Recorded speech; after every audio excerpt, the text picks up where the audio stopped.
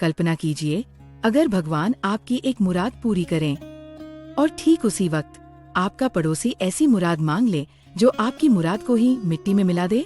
ऐसी ही कहानी है मिठासगंज गांव के घनश्याम और मुरारी की।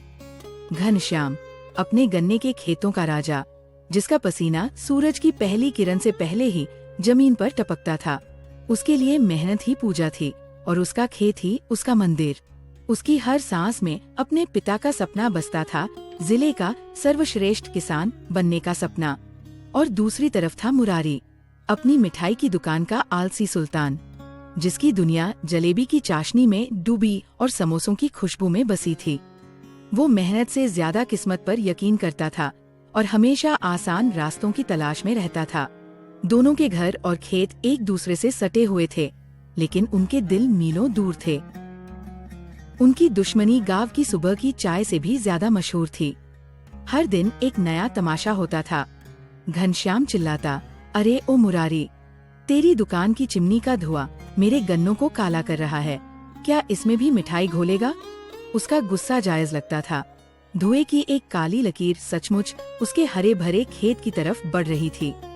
मुरारी भी कहाँ चुप रहने वाला था। वो अपनी कड़ाही से जलेबी निकालते हुए जवाब देता, और तुम्हारे इस खाद की बदबू का क्या? घनश्याम, मेरे गाहक यहाँ जलेबी खाने आते हैं, गोबर सूंघने नहीं। तुम्हारी वजह से मेरी दुकान मक्खियों का अड्डा बन गई है। दोनों की नोकझोंक सुनकर गांव वाले मजे लेते।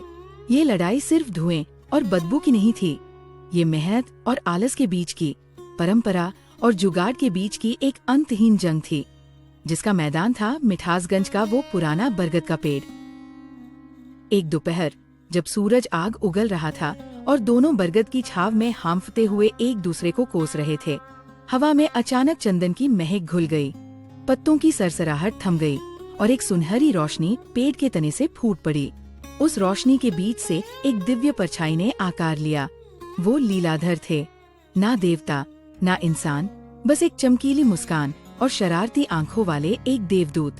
उन्होंने दोनों को देखते हुए कहा, घनश्याम और मुरारी, तुम्हारे झगड़ों के चर्चे ऊपर तक है। तुम्हारी ये रोज की खिचड़ी देखकर देवता भी बोर हो गए हैं। आज मैं तुम दोनों को एक एक वरदान देता हूँ। जो चाहो मांग लो, पर याद रहे सोच समझ कर मांगना। इतना कहकर लीलाधर उसी सुनहरी रोशनी में विलीन हो गए, जैसे कभी थे ही नहीं। पीछे रह गए तो बस घनश्याम और मुरारी, जिनके मुंह आश्चर्य से खुले थे और हवा में चंदन की हल्की खुशबू तैर रही थी।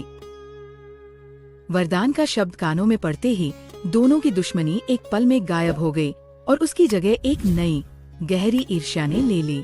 दोनों एक दूसरे को घूरने लगे, जैसे कोई चोर दूसरे चोर की तिजोरी पर नजर गड़ाए हो। ये एक मौका था दूसरे को हमेशा के लिए नीचा दिखाने का। घनश्याम फुर्ती से उठकर अपने खेत की ओर भागा। उसका दिमाग तेजी से चल रहा था। ऐसा क्या मांगूं कि मुरारी की दुकान पर ताला लग जाए? उधर मुरारी अपनी दुकान में घुस गया और दरवाजा अंदर से बंद कर लिया। ऐसा क्या मांगूं कि घनश्याम को अपने गन्ने खुद ही चबाने पड़े? दोनों अपनी अपनी दुनिया में अपनी अपनी जीत की तैयारी में थे। बरगद का पेड़ खामोश खड़ा था, शायद इंसानी लालच के इस नए नाटक को देख रहा था। उस दोपहर मिठासगंज की हवा में दो खामोश स्वार्थी प्रार्थनाएं उठ रही थीं, जो गांव की किस्मत को हमेशा के लिए बदलने वाली थी। अगली सुबह घनश्याम जब अपने खेत में पहुंचा तो उसकी आंखें फटी की फटी रह गईं। चमत्कार हो चुका था। जो गन्ने कल तक उसकी कमर बराबर थे, वो अब 10-10 फुट ऊंचे हो गए थे, मोटे, रसीले और इतने भरे हुए कि उनसे रस की बूंदें टपक रही थी। उसने एक गन्ना तोड़ा और चखा। हे भगवान, ऐसा मीठा स्वाद उसने जिंदगी में कभी नहीं चखा था, जैसे साक्षात अमृत पी लिया हो।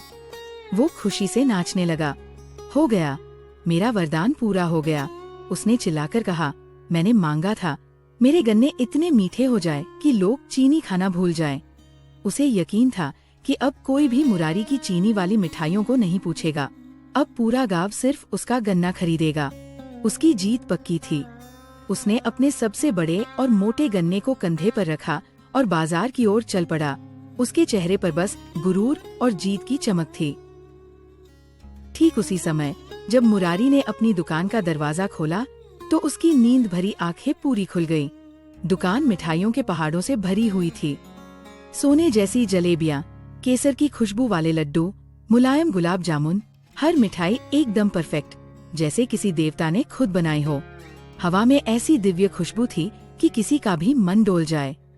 मुरारी ने एक जलेबी तोड़ी और मुंह में रखी। वो स्वाद इस दुनिया का था ही नहीं। वो खुशी से झूम उठा।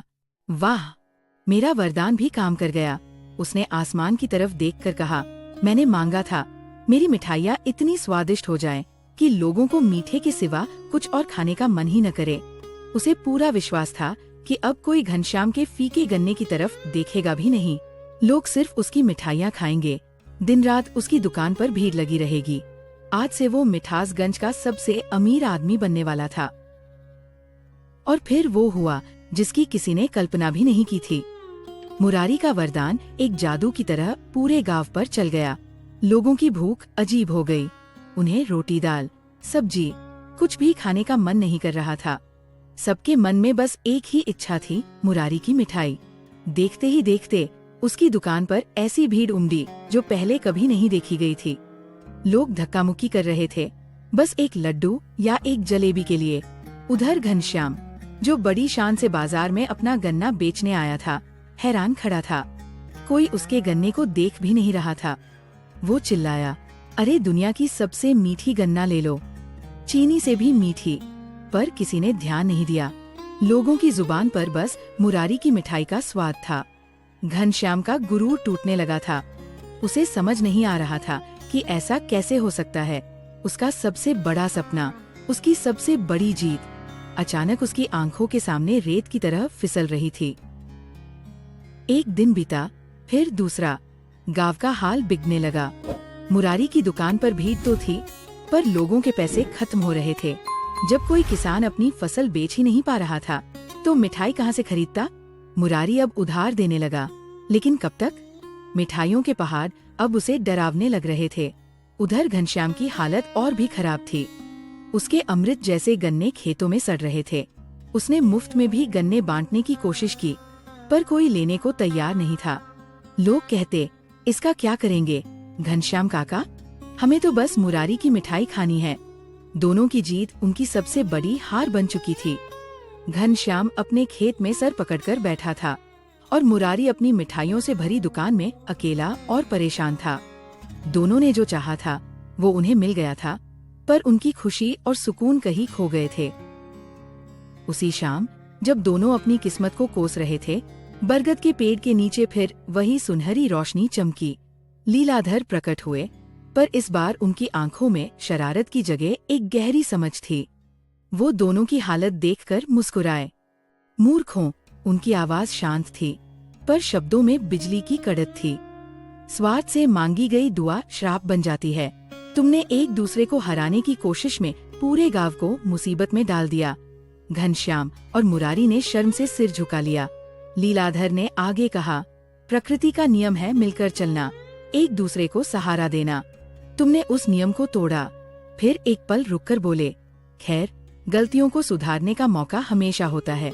अब तुम दोनों मिलकर एक साझी दुआ मांग सकते हो, पर याद रहे वो सबके भले के लिए होनी चाहिए। ये सुनकर दोनों ने एक दूसरे की तरफ देखा, शायद सालों में पहली बार बिना नफरत के। एक साझी दुआ, ये ख्याल ही अजीब था। सालों की दुश्मनी एक पल में कैसे दोस्ती में बदल सकती थी? उनकी पुरानी आदतें फिर जाग उठीं। घनश्याम बोला, ठीक है, हम मांगेंगे कि गांव की मिट्टी सोने जैसी उपजाऊ हो जाए। मुरारी ने तुरंत बात काटी, अरे नहीं, हम मांगेंगे कि गांव में एक बड़ा सा मेला लगे ताकि मेरी मिठाइयाँ बिकें। मेले से पेट नहीं भरता, घनश्याम गरजा, और सिर्फ उपजाऊ मिट्टी से जलेबी नहीं बनती। मुरारी ने जवाब दिया। वो फिर से लड़ने लगे, पर इस बार उनकी लड़ाई में गुस्सा कम और बौखलाहट ज्यादा थी। वो दोनों जानते थे कि अकेले वो कुछ नहीं कर सकते। अचानक लड़ते लड़ते मुरारी ने कहा, तुम्हारे गन्ने मीठे हैं। घनश्याम ने हैरानी से देखा और बोला, और तुम्हारी मिठाइयाँ स्वादिष्ट हैं। पहली बार उन्होंने एक दूसरे की खूबी को माना। उनकी आंखों में एक नई चमक आई, एक दूसरे को हराने की नहीं, बल्कि साथ मिलकर जीतने की।